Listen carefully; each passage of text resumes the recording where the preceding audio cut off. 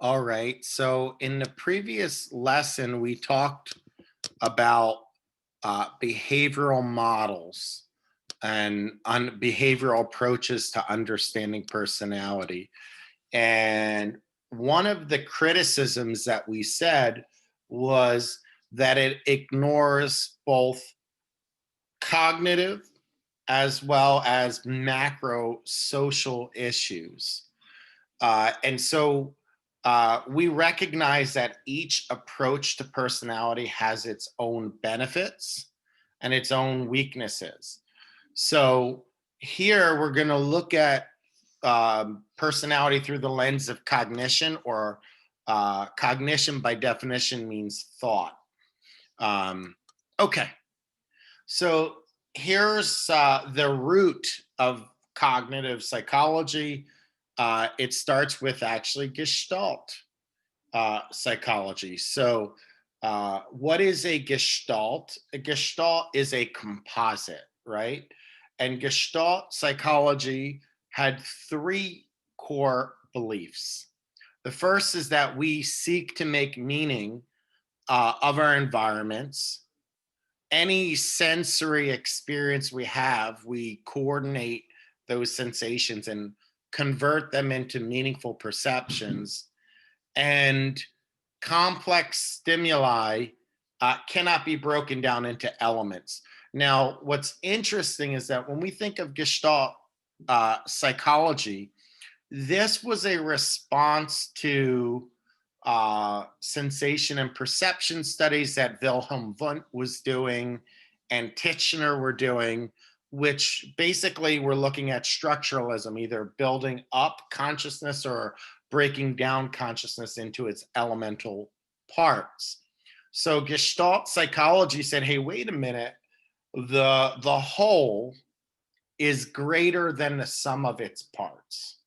And that was the argument that suggested, is that trying to break things down into little pieces, it doesn't add as much value as putting it all together. So the best example I could give you is with televisions and pixels. So if we were to take each of the individual pictures and pixels, the little dots in a television, and spread them out, even if you had all of them, it wouldn't be as meaningful as if they're put together appropriately. So the composite is usually greater than the sum of its parts. So one general principle is the whole is greater than the sum of its parts. Okay. So a gestalt is a configuration or pattern. And then again, each pattern has its own subparts. So if you were to look at this picture on the right, you could interpret this picture in several different ways. If I ask you, well, what do you see? Some of you might say, well, I see three Pac-Men or Mrs. Pac-Man figures in the square. And some of you might say, well, no, I actually see a triangle. Now, in order to see the triangle, you have to treat the three Pac-Man looking structures as if they're part of something else. You also have to create invisible lines in the hollow space between the Pac-Man in order to see a triangle. So your brain fills in between the spaces as well. And so if you see a triangle, it's because you put all of the pieces of this picture together and you see it in the hollow space in the middle. So another key player, and we're going to talk about Kurt Lewin's field theory, but we're going to talk about Kurt Lewin again. Keep this name in mind when we go to lecture 10. Now, Kurt Lewin and his field theory, he explains different parts. The first thing is he says, well, what is important for us to study within psychology? He said life space. Now, what is life space? It's very ambiguous as a term, but he referred to life space as all internal and external forces and the interrelationship between one another that impact a person. Now, different parts of a person's life or social relationships could be family, religion, work, and so forth. But each aspect uh, has its value in shaping the way you think and shaping the way uh, you relate to one another. So now, in terms of life space, some of these spaces are very clearly defined. Now, interesting, family is supposed to be one of them, but if I were to ask you, when I want you to think of your family. Well, from a cross cultural point of view, Westerners tend to think of the nuclear family, so the parents and the children, and maybe the pets. But when we talk about um, collectivistic societies, they tend to see family in a more broad way to include also the extended family.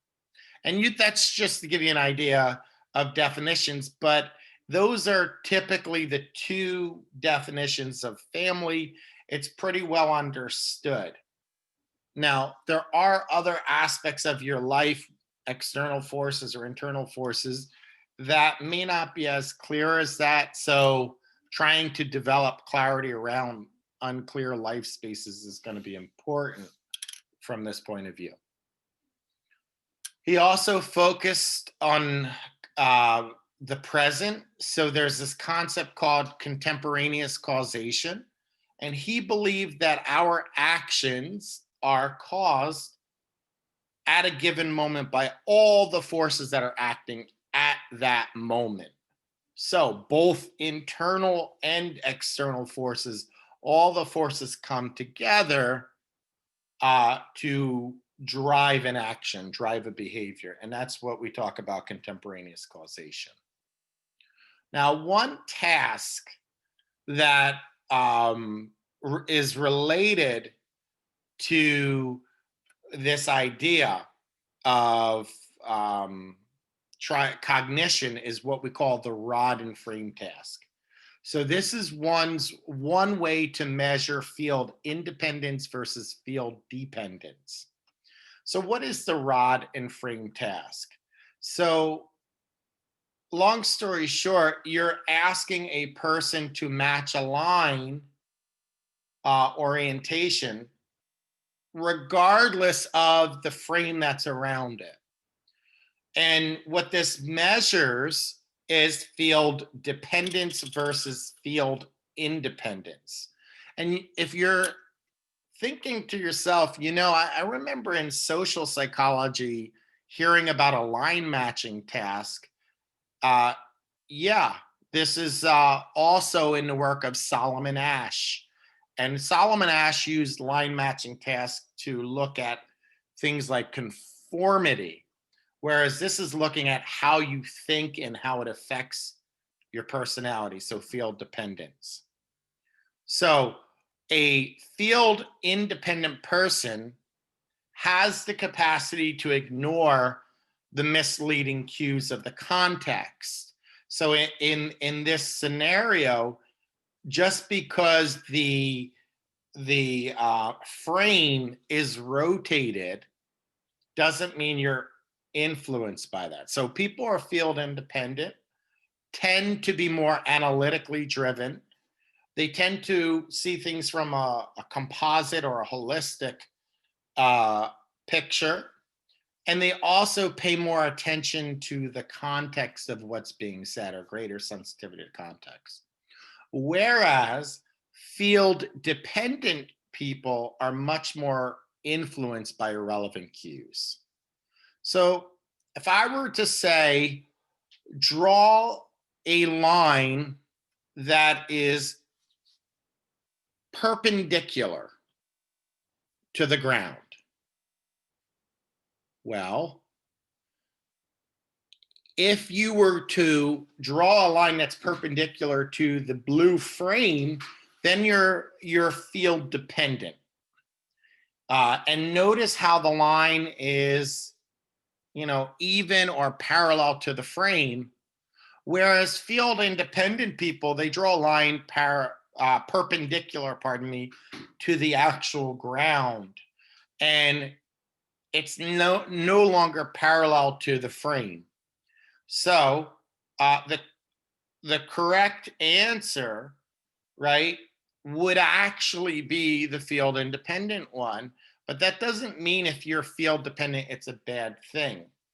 Another example would be as if you had a tilted cup or whatnot, and I asked you to draw a water level that is halfway full, right? But the water was tilted. Now you'll notice, I don't know if you can see in the camera, but the water stays parallel to the ground. So if I ask you to draw a half, it should be on a slope technically, but people who are field dependent would draw it like this, parallel to the base of the water, and that's called field dependence. So here's another example of, I went to a restaurant and they had a cool glass, which was actually sloped. And I took a picture of it because I'm like, I want to add that to my lecture to show you what the water level would look like, even though the glass is kind of tilted to the side. It's a funky glass, but it shows you how gravity works on water. So what are some of the differences that we see in personality between those individuals who are more field dependent versus people who are more field independent? So if we were to look at children's play preferences, field independent people tend to beat to their own drum. So they're not followers. They tend to be outside of the box thinkers. So many times they prefer to play by themselves because maybe people don't get them or they see the world so differently. Socialization patterns, field independent people prefer to be self-governed rather than following other people or conforming. Career choices, if we look at choices, field independent tend to choose technological occupations, once again, because that gives them far more autonomy and opportunity to be solitary in nature. In terms of interpersonal distance, field independent people tend to be more introverted. They tend to have further distance from their conversational partner. They also tend to make eye contact a lot less. So that would be Kurt Lewin and field theory. Now we want to talk about Piaget. And you probably have heard of Piaget from developmental psychology, whether it be child development or lifespan development. You can't avoid hearing Piaget's name. Well, Piaget was a cognitive stage theorist, and he tried to explain how cognition develops. So, according to Piaget, we develop schemes or schemas. And a scheme or schema is a worldview, right? It's your prism that you look at the world. So we try and build an understanding of our world, and new information that we have, we put it into existing schemas. So Piaget would say, if that new information matches or is consistent with an existing schema, it gets assimilated or blended in. If that new information does not match the worldview, then you have to go through a process called accommodation. An accommodation is a process of refining or adapting an existing schema. But here's the deal: in general, schemas are a worldview or our way, a framework of thinking. Children have schema, adults have schema. And you're like, well, what's the point? Why talk about schema? Because the way we think, our understanding of the world is going to shape how we behave. Thoughts, emotions, and behaviors are all intertwined. So, an example of a social schema is what we call a script. And a script is a schema for a familiar ritual. So, an example might be if you go to a restaurant, there are many unwritten rules to how you're supposed to interact at a restaurant. First thing you do, right? And when we think of rules, is typically, unless you're at a bar, you wait to be seated, right? A host or hostess is going to seat you. And then the next thing you're going to do is you're going to, I guess, order off the menu, right? So you're going to order off the menu.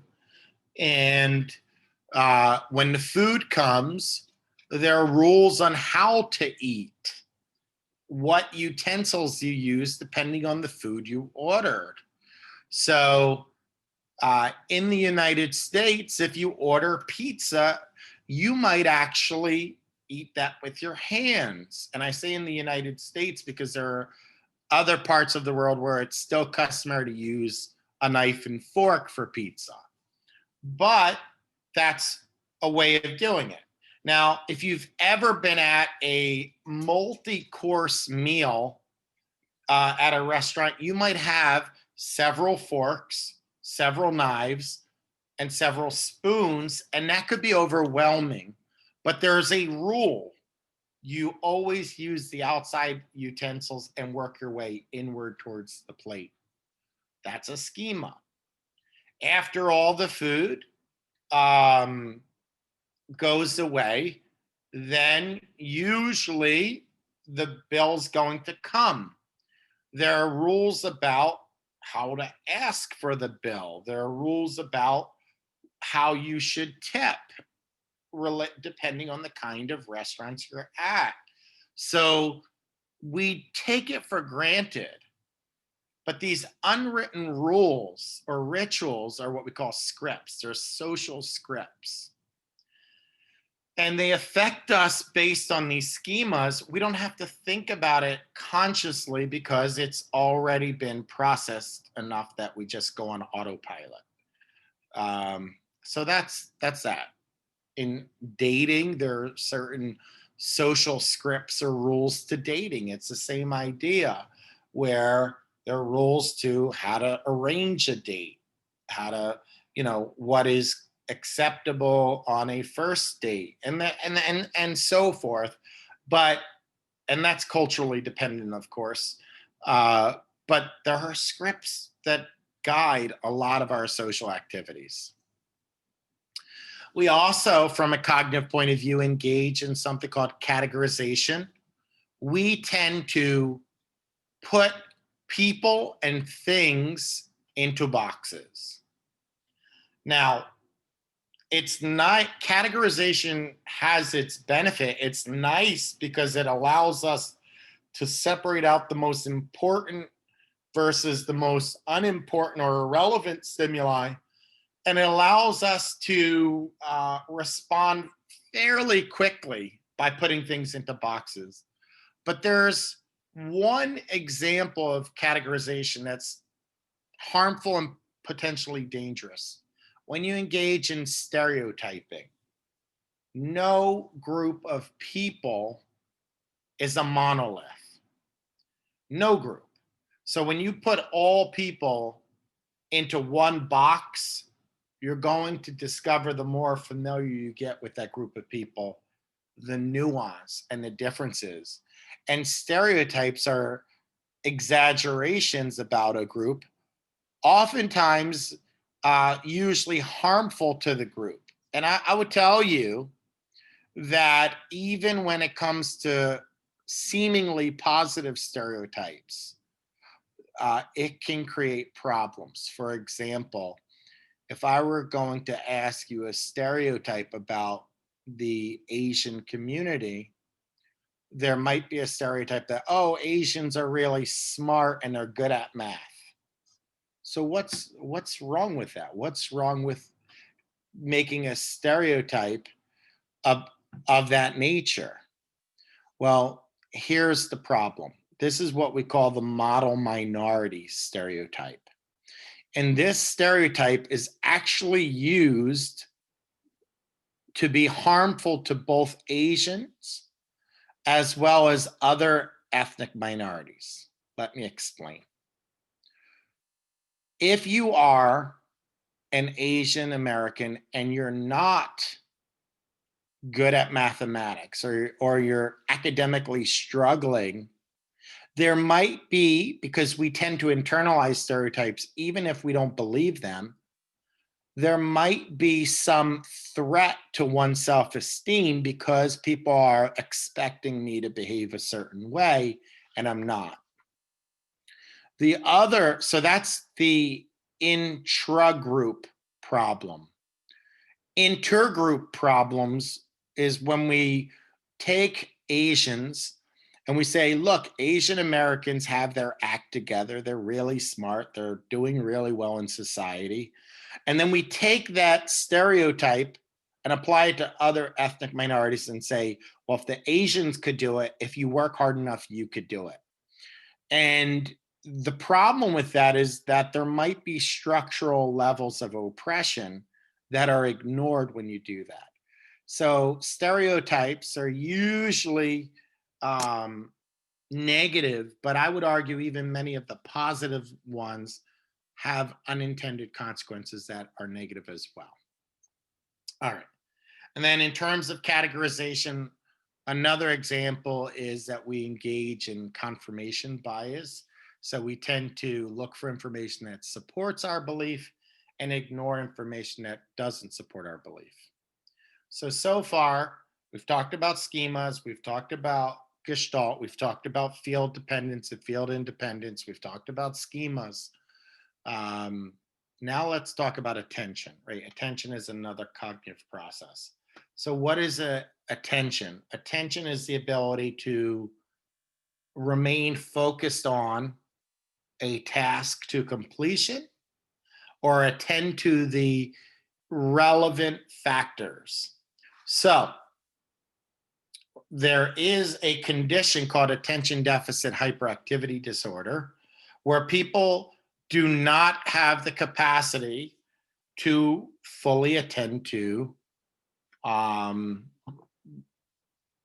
lectures or schooling, or when they're working, they make careless mistakes. So there are examples where people might have deficits in attention. Now, ADHD has three subtypes. We have a hyperactive or impulsive type. So these are the symptoms where a person's jumping out of their seat, fidgety, climbing the walls, things like that, not waiting their turn in playing games. These would be hyperactive or impulsive subtype. We also have something called an inattentive subtype, and the inattentive subtype is where you're easily distracted. So now it's not that you're jumping out of your seat, but you might make careless mistakes on your homework, or you might daydream, you might start tasks but not fully complete them. There are so many examples of inattentive type. And then it's possible for you to have a combination of the two, which is a combined subtype. Now, many people who have ADHD fly below the radar. And because they don't garner the attention in the classroom that people who are hyperactive do, they struggle with ADHD without getting any care. Now, they might get on their report card, um, not working up to potential, makes careless mistakes, any of those comments, which are hints that they might have ADHD, but because they're not drawing attention themselves, it doesn't cause as much problems. Now let's shift gears to George Kelly. George Kelly believed in a constructivist theory. So according to this model, people are like scientists who actively discover the world around them, are actively trying to understand the world around them.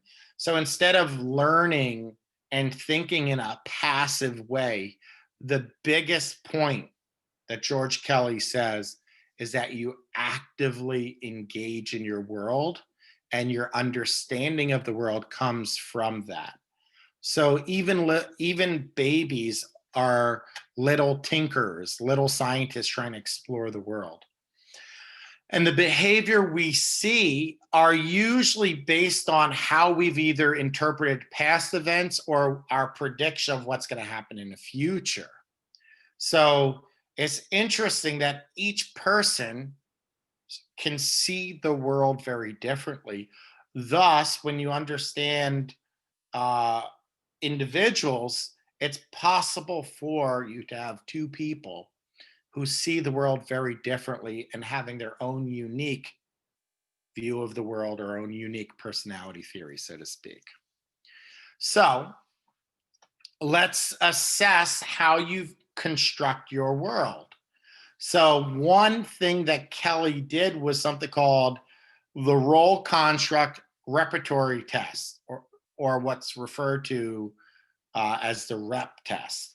And what he would do is he would give a list of 20 to 30 people and their respective roles. And then he would say, well, and which two are similar? How are they similar? Which one is different? How is it different? And when you put these three groups together, eventually a pattern would emerge. Now, here's one example. Let's say you had a teacher you liked, your boss, and a successful person. Well, who's similar? Who's dissimilar, right? So if you focus on success, you might cluster your boss, who's at the top of their occupational sphere, with a successful person you know, and then say, well, a teacher you liked, just because you liked them doesn't mean they were successful. Or you might focus on, the fact that you liked your teacher and a successful person you know, having very positive feelings towards them. And then your boss, if your boss was not kind to you, you might put them on the outs. So you could start to formulate how people see the world. Now, we also have this concept of social intelligence and emotional intelligence. So social intelligence is the ability to understand what society demands of you and being able to behave in accordance with that. So there are certain rules of navigating your environment. So being savvy is going to be an example. Emotional intelligence is your ability to either understand emotions, self-regulate, being able to persist even though you have setbacks. All of these are aspects of emotional intelligence. So we talked about social intelligence, emotional intelligence, and then Gardner has a theory of multiple intelligence, which is interesting, right? Because when we think of intelligence, we think of it as a singular cognitive ability. But on this slide, you're starting to see something emerge, that there are different kinds of intelligence, such as social and emotional intelligence.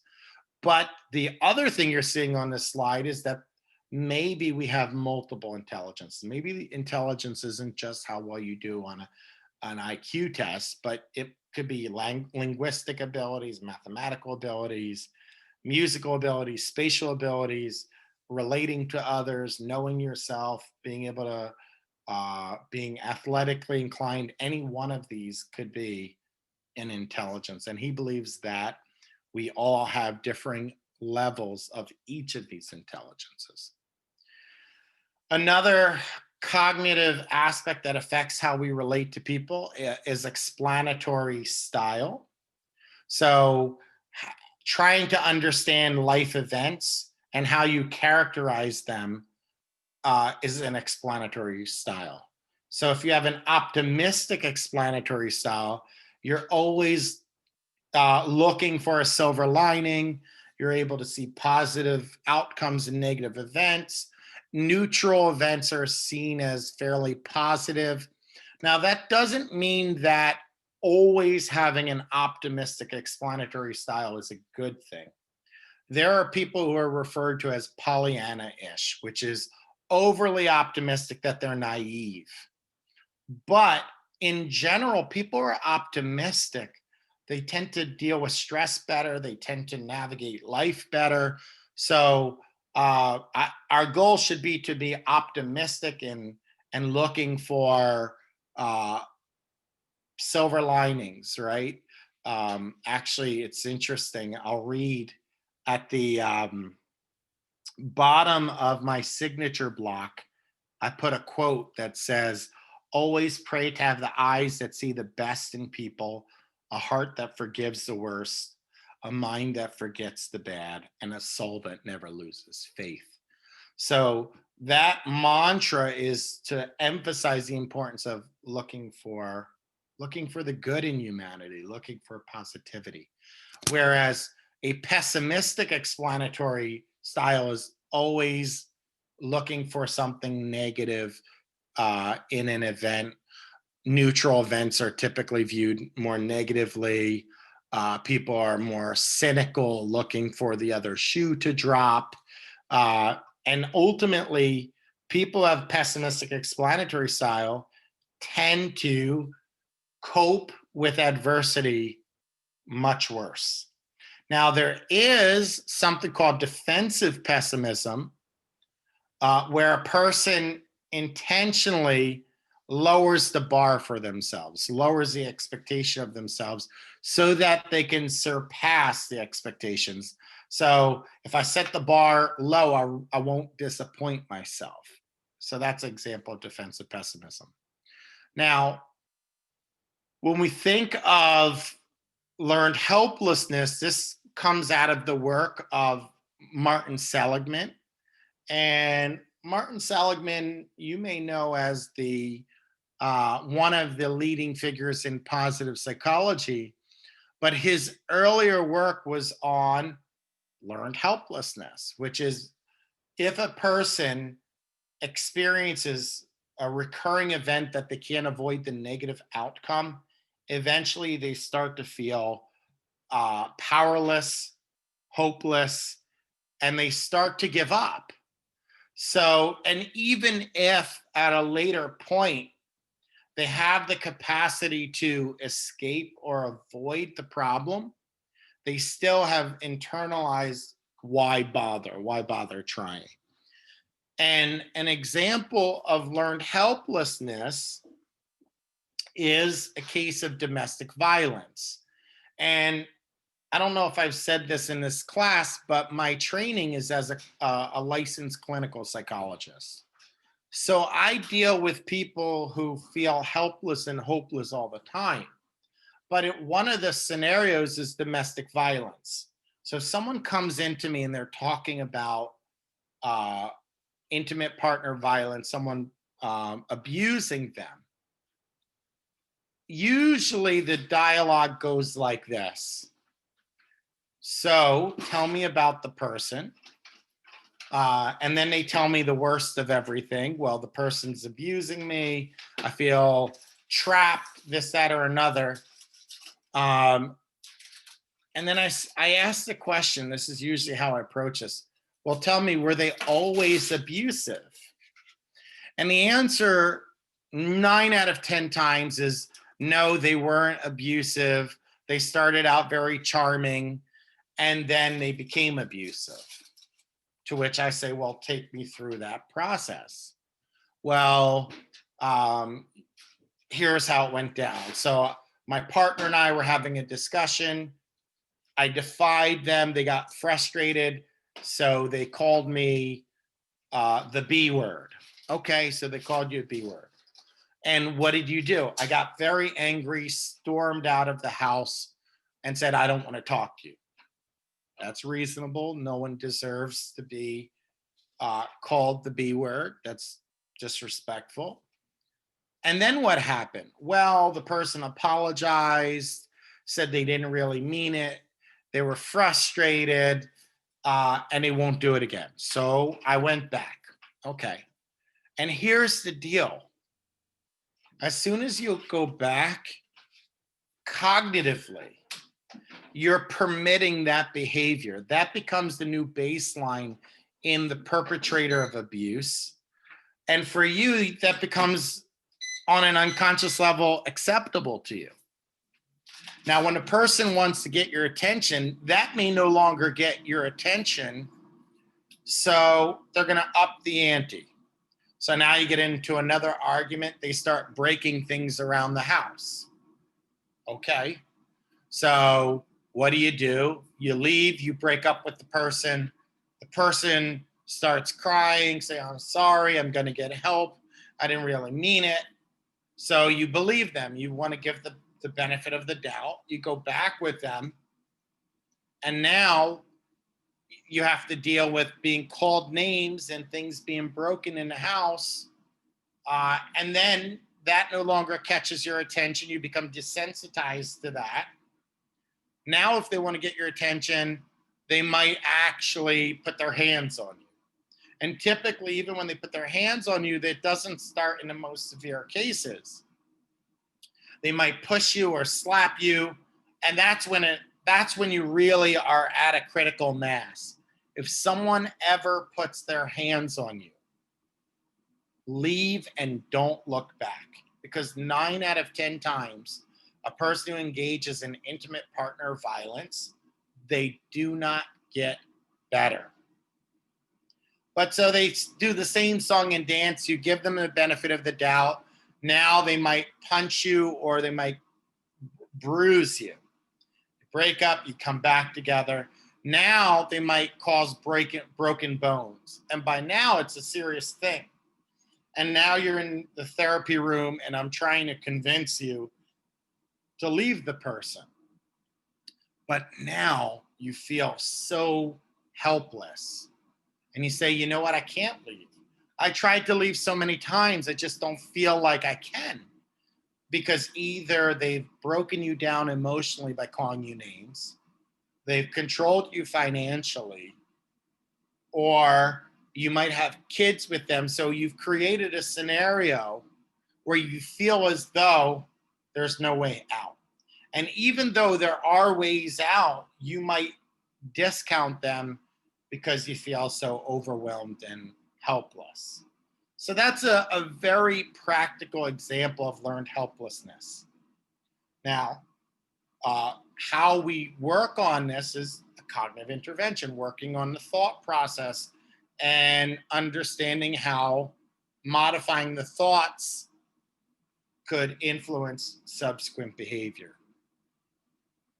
Now, in terms of Julian Rotter, he also talks about locus of control. And in his theory, he talks about an internal and external locus of control. An internal locus of control is when a person does something because they enjoy it and they do it for its own sake. Whereas an external locus of control might be more based on receiving a reward. So our behavior in this locus of control and social learning depends on outcome expectancy, whether we're going to get a desirable outcome, and whether we're getting something we want. And that reinforcement value is interesting because each person values something different.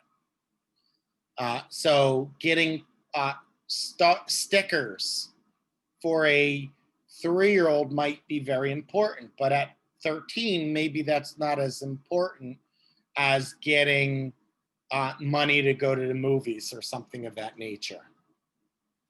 Now, Behavior potential is the likelihood of a behavior being done in a given situation. So, how do we behave?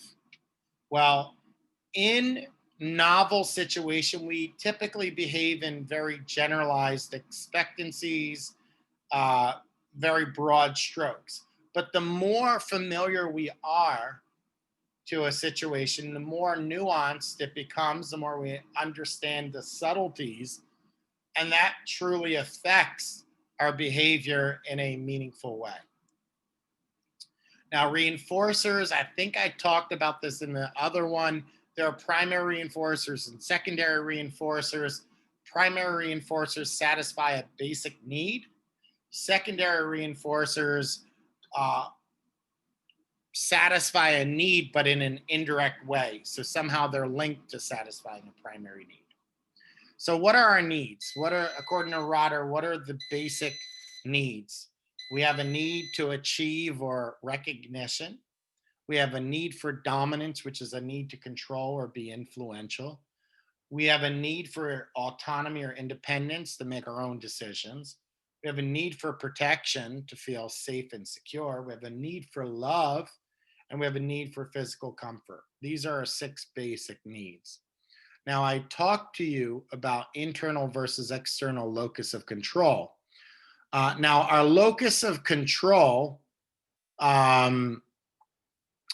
is how well we can control our outcome.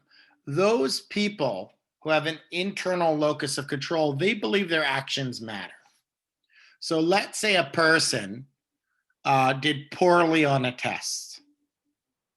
A person with an internal locus of control, sorry, my cat, a person with an internal locus of control is going to say, yeah, I could have studied better. An external locus of control, they're going to sort of say everything's preordained. They tend to be seeing things as fate or destiny, and they don't try as hard. Now, a self system, Bandura talks about this, how we evaluate and perceive our own behavior. That's a self system. Now, external processes, it's based on reinforcement from the environment. Internal processes are based on our own thoughts, plans, and goals. Now, one thing that Bandura adds that I think is useful is another form of learning, right? So we talked about classical conditioning, operant conditioning, they're forms of learning. Now, in operant conditioning, we said a behavior is influenced by its consequences. And I would ask you to underline the word its. Whereas in observational learning or vicarious learning, we learn from the consequences of others. So this is crucial. You don't need to directly be involved or receive the consequence for it to shape your behavior. You could learn by watching others. Others serve as models, and you might behave in accordance with the model. Now, it works both ways. So if it's positive, you might replicate the behavior, but if it results in a negative consequence, you might be less inclined to do that behavior. So let's say you're on the parkway. You're driving and someone's speeding and you watch them get pulled over by a cop. You, believe it or not, are temporarily less likely to speed on average. Why? Because that reminds you, just like that person got pulled over, you too could get pulled over. So you're sort of learning from their consequence or their mistakes, if that makes any sense. All right. Now, what we model, how we model depends on a lot of factors. So outcome expectancy is whether we believe it's going to result in a positive outcome, which I said. Age. So if we look up to the person, respect the person, we're more likely to copy them. If we look at the behaviors that they're doing, if it's easy, we're more likely to copy it. and then the observer, depending on their cognitive development. All right. Now, observational learning requires 4 pieces: attention, retention, motor reproduction, and motivation. And all 4 are going to influence whether you copy something. Attention means you need to focus on or be influenced by the situation. Retention has to do with memory. You need to encode that information. Motor reproduction is you need to be able to duplicate that behavior. And then motivation is you need to want to duplicate that behavior. Now, self-efficacy. Now, what's the difference between self-esteem and self-efficacy?